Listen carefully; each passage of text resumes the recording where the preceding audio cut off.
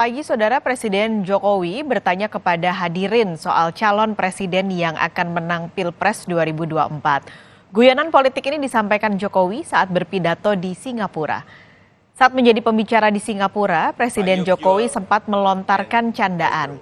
Jokowi menyinggung soal siapa yang akan menang pada Pilpres 2024. Jokowi meyakini warga Singapura juga penasaran siapa pemenangnya. Jokowi memastikan siapapun yang memimpin Indonesia ke depan akan membuat Indonesia raksasa Asia.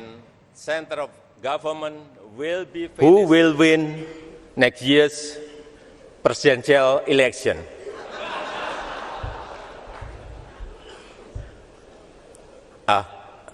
Wrong speech.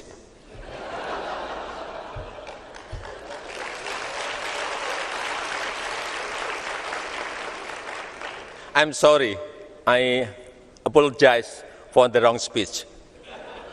Even if I know that all of you are curious about it, I'm sorry. But seriously, our friends in Singapore know us so well that whoever will lead Indonesia will be focused on turning this magnificent country into the powerhouse and giant of Asia. So everything will be fine